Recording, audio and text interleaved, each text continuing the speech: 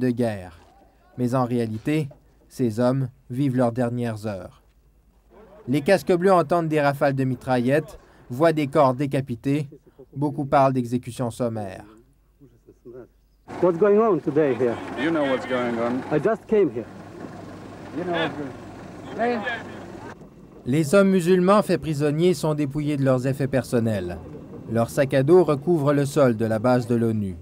Ils sont emmenés par autobus et par camions entiers dans des centres de détention provisoires.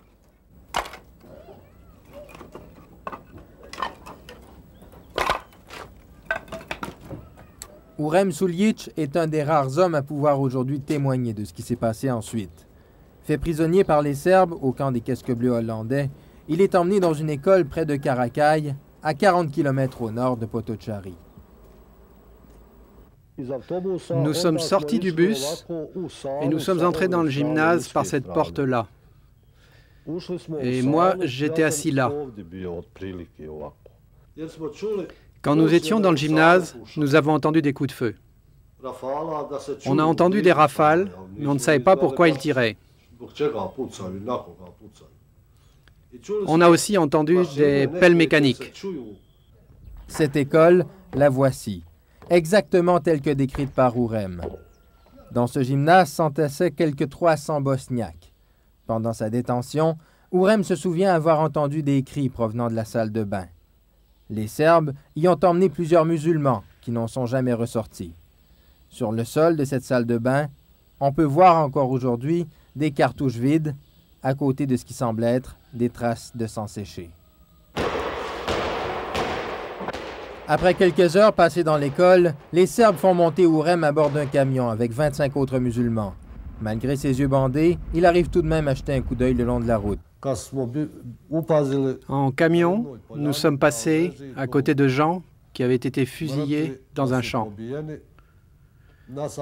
Et je me suis demandé ce qui allait nous arriver.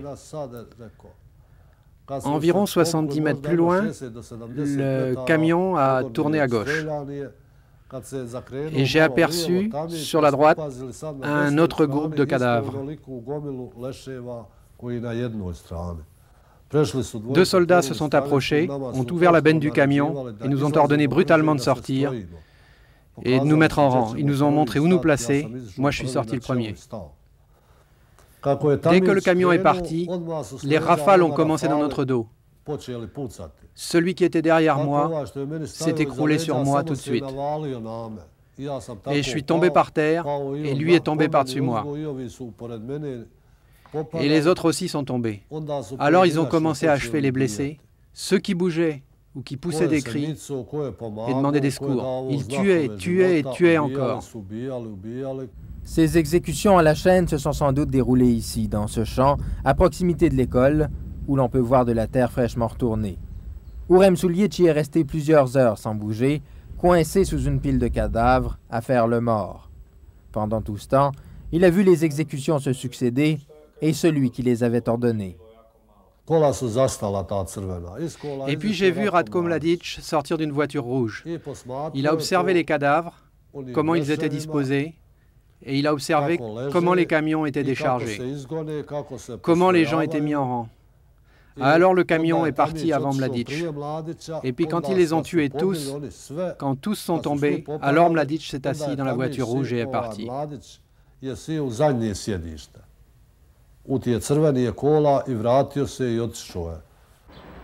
Les faits racontés par Hurrem Suljic ont été confirmés par les témoignages d'autres survivants.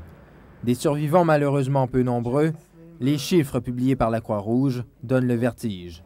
Au jour d'aujourd'hui, nous avons plus de 8000 personnes disparues suite aux événements de Srebrenica. Environ 3000 personnes qui ont été arrêtées par les forces serbes aux environs de Potocari, qui est donc très près de Srebrenica, près de la base du bataillon hollandais des Nations Unies. On pense que la plupart des 3000 personnes arrêtées à Potocari sont mortes en ce moment. Mais tous les hommes de Srebrenica n'ont pas cherché refuge à Potocari. La plupart ont fui à pied à travers les collines, espérant se rendre à Tuzla, en territoire contrôlé par l'armée bosniaque. Le 11 juillet 1995, c'est donc une colonne de 15 000 hommes, des civils non armés pour la plupart, qui entament un périple de 80 km, un voyage vers l'enfer. Ça a été un voyage très difficile parce que dès notre départ, notre colonne a été en permanence sous le feu de l'artillerie. Et déjà après quelques heures de marche, nous sommes arrivés à la première embuscade près du village de Kamenica. C'est au-dessus de Kravica, c'était l'embuscade la plus importante et je pense que c'est là que le plus grand nombre de gens de Srebrenica ont perdu la vie.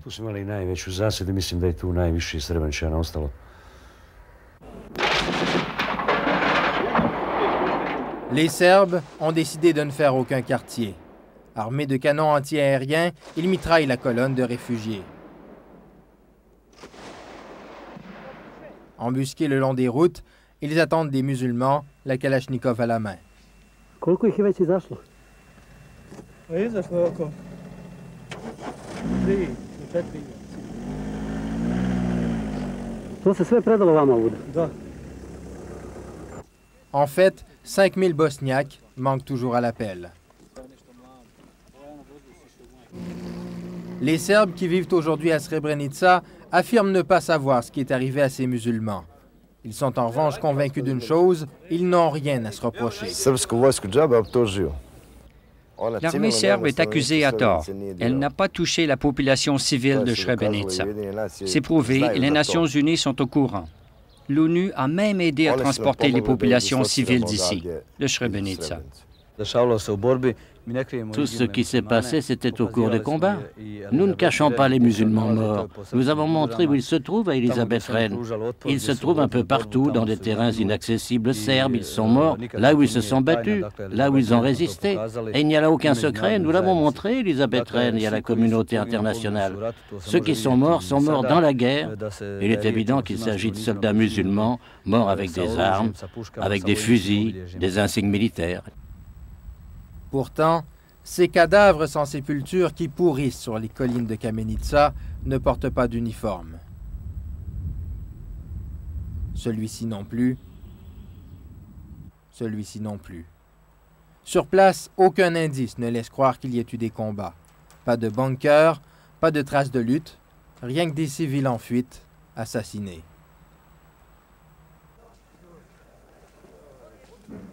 Pour tenter d'échapper au carnage, beaucoup de musulmans décident de se rendre.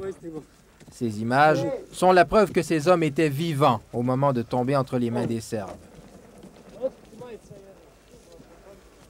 Cet homme en blanc a été identifié comme étant Ramo Aganović. Skroz opkujeni, šta, gde su vam puške? Nisam nima puške, ja sam civil. Civil. Ste mnogo uplašili? Kako se neš uplašiti? Ajde, bolo, ne boj se, šta se bojiš? Ajde, ajde. Ajde, slobodno. Ramo Aganović n'a jamais été revu vivant. Les hommes arrêtés par les Serbes sont rassemblés dans des champs comme ici. La plupart savent déjà ce qui les attend. Aujourd'hui, Akija Usenović ne peut s'arrêter de penser à ces hommes. Comme eux, il a été capturé le 12 juillet sur la colline à Kamenica. Mais lui a eu plus de chance. Il a survécu pour dire l'horreur.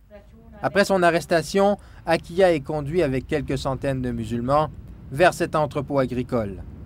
Les Serbes les obligent à s'entasser à l'intérieur. C'est alors que débute le cauchemar. Ça s'est mis à tirer par les portes et par les fenêtres. Il y avait des cris, des soupirs dans l'entrepôt. Ils ont tiré jusqu'au soir.